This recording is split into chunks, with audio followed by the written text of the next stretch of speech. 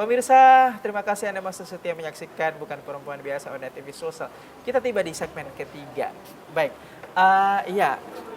Oh jadi kalau kita berbicara mengenai Dwi ini untuk di status yang ketiga ini sebagai seorang apa ya, social enthusiast ini udah masuk ke semua ranah ya. Yap. Misalnya volunteering ya, terus pengamat juga, organisator juga, pelaku public speaking juga, komunitas juga, termasuk juga sempat meriset di lingkungannya dan sebagainya. Ya, oke. Ketiga-tiganya udah terjawab, kita beralih ke hal yang lain lagi. Oke. Ya, oke baik. Di pertanyaan kali ini saya pengen bertanya mengenai pendapat atau perspektif pribadi dari Dwi yang ini masih sangat muda ya, masih generasi Z. Yes. Ya, gimana pendapatnya secara pribadi untuk sektor pendidikan khususnya perempuan dari masa ke masa nih, dari sepengamatannya Dwi ini ya, dari zaman dulu, walaupun misalnya belum sempat lahir ya, paling tidak bisa dilihat di YouTube dan sebagainya, perkembangan untuk gender perempuan dari masa ke masa. Itu gimana pendapatnya Dwi dari zaman dulu dan sekarang dan yang akan datang, itu seperti apa perspektifnya?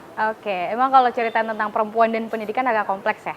Oke, apalagi di Makassar dengan adat budayanya tersendiri yang berbeda di pulau-pulau yang lain gitu ya.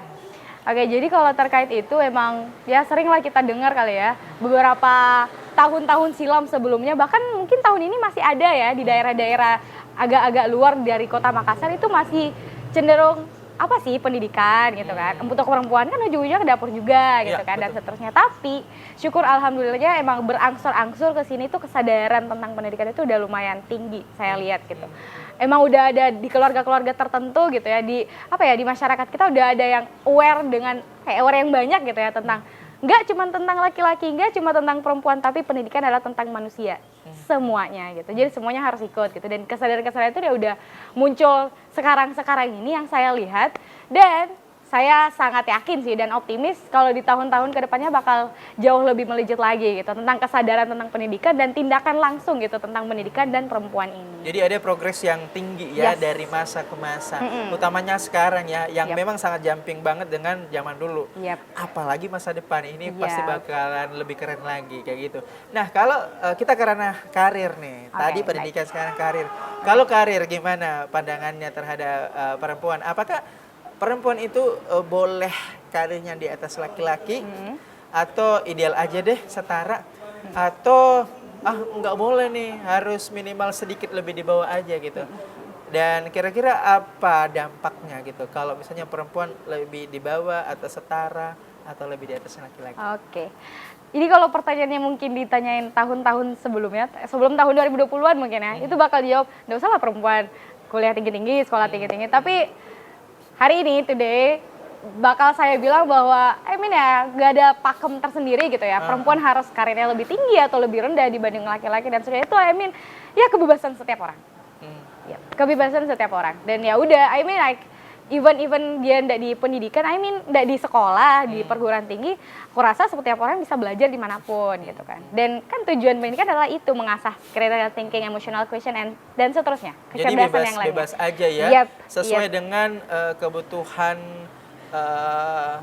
pribadi masing-masing Iya, si benar. perempuannya. Yes, Apakah yes. memang terpanggil untuk melanjutkan Yap. pendidikan karir Yap. yang bahkan bisa dikatakan lebih tinggi, Iya. atau misalnya setara, Iya. atau mungkin merasa cukup satu level atau setengah level di bawah laki-laki. Ini tergantung dari panggilan hati Iya aja ya, sih, secara iya, benar. personal ya. Ya, kayak nggak usah ada pakem-pakem tersendiri deh sih. Juga kalau tentang dampaknya ya udahlah ya, itu tentang pasangan yang harus saling berkompromi. Iya. Itu Iya. compromise, Iya, compromise dan ya saling paham aja sih. Ya udah, hari ini udah nggak terlalu kayak mana sih tentang itu. Ya. Oke, jadi idealnya kembali lagi ya ke personalnya masing-masing ya, Yep. seperti itu. Dan yang paling terpenting adalah tetap di koridornya dan positif. Iya, ya? benar. Seperti itu. Ya, baik. Dan minimal aman deh ya karirnya atau pendidikannya ya, seperti itu. Oke, baik. Selanjutnya kalau kita berbicara mengenai Dwi yang suka banget dengan aktivitas sangat produktif kayak gitu ya, di usia yang masih ya dibilang generasi Z kayak gitu kalau bahasanya sekarang. Kalau manajemen time-nya itu Oke. seperti apa? Apakah memang ada waktu tersendiri buat nge-notes-nya di HP atau Yep. pakai digital atau pakai manual di kertas atau pakai sticky notes atau mengalir aja atau nyusunnya itu di kepala aja gitu. Oke. Itu gimana tuh? Oke. Awal-awal yang kakak Bagi-baginya. sebutin, oke. Awal-awal yang kakak sebutin itu benar, semua tools aku gunain. Oke. Yep. Dan tentang manajemen time itu adalah salah satu materi yang paling sering saya diminta bawain gitu. Ya, jadi benar pertanyaan untuk saya. Oke. Oke, jadi sampai sekarang emang make tools maupun baik itu digital dan manual gitu. Oke. Google Calendar bahkan juga notes dan lain-lain itu juga. Dan untuk ngatur waktunya yang pertama, ini ada saya bagiin juga di YouTube saya, guys. Jangan lupa subscribe channelnya. Apa sih? Iya, Kali aja bener. pemirsa pengen subscribe. Biasa aja sih, namanya Dwi Putri Nabila. Oke, Dwi Tapi Putri belum Nabila, terlalu pemirsa. terurus bagaimana, tapi emang udah ada konten beberapa sih. Yap. Lanjut ya? Oke. Boleh, silakan. Oke, jadi untuk manajemen time ya, kalau dari aku pribadi, dari saya pribadi, harus, kamu harus punya tujuan dulu nih, goalsnya apa, big goalsnya apa nih, dan tujuan jangka panjang dan jangka pendek. Dari tujuan-tujuan itu baru nih kelihatan stepsnya apa aja, langkah-langkah atau agenda-agenda apa aja nih yang kita mau ambil dan yang kita nggak mau ambil. Dan itu udah akhirnya dari situ ya breakdown lagi lebih detail. Oke, hari ini ngapain aja, besok ngapain aja, Sabtu dan seterusnya ngapain aja gitu, tanpa tidak menghiraukan tentang kesehatan tentunya dan penghiburan diri juga tentang sosial kita gitu. Jadi tetap kualitatif ya. Yes. Di samping kuantitatif. Yes. Kalau kita buat schedule kan itu kuantitatif, tetapi dengan tidak mengesampingkan juga seperti kesehatan, moral dan sebagainya. Oke, keren ya. Nah, kalau untuk suka duka nih.